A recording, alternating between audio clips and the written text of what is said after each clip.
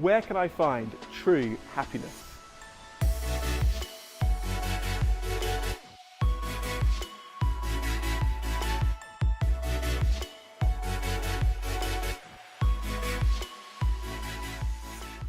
In my travels around Europe, I often like to ask students, what do you think the most important thing in life is?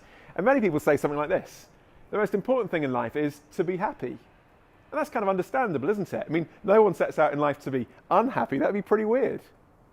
But how can we find true and lasting happiness? That's harder, isn't it? And often we don't find it in the places where we might expect to. The psychologist Oliver James wrote a fascinating book called Affluenza. And he says, particularly for many people in the West, we are suffering from this thing called affluenza. He defines it as the disease by which we think that affluence will make us happy. But actually, he says it doesn't.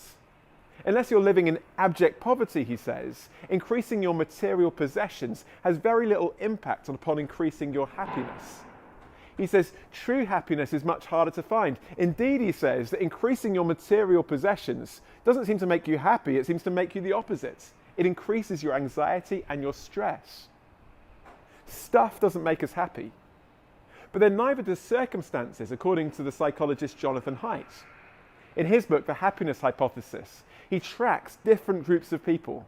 Those who've experienced positive life circumstances, like those who've won the lottery, with those who've experienced negative life circumstances, like those who've become paralyzed. The first group experienced immediate happiness in the days and weeks after the event in question, whereas the second group experienced unhappiness, of course. He says, come back a year later, and both groups of people have reverted to the level of happiness that they were at before their circumstances changed. Stuff and circumstances are not able to make us lastingly happy. So what can make us happy? Well, I guess most of us wouldn't answer that question with the answer God or the Christian faith. We kind of assume that maybe God's like a cosmic killjoy, there to take away the things in our life that are really enjoyable. But maybe we've misunderstood it. See, Jesus once said this. He said, I have come to give you life and life in all its fullness.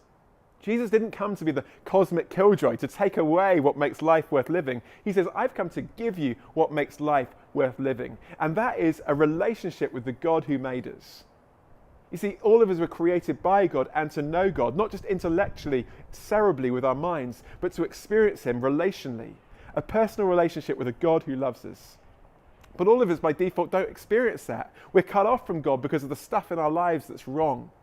And Jesus comes to restore that relationship that's been broken, to take away the barrier between us and God, to make it possible for us to know God personally for ourselves. And that relationship with God is the thing that can give us lasting happiness and true satisfaction. Jesus said it's like a water that will quench your thirst forever. He said it's like a bread that will take away your hunger forever. It will truly satisfy. It will never run out. I wonder, have you discovered that true satisfaction and happiness that Jesus can give? Well, if you've got questions about this, or you want to think about it more, why not join us tonight? We're going to be thinking about this in our live events, and there'll be an opportunity for you to ask questions as we think about this in more detail. So we would love to see you there.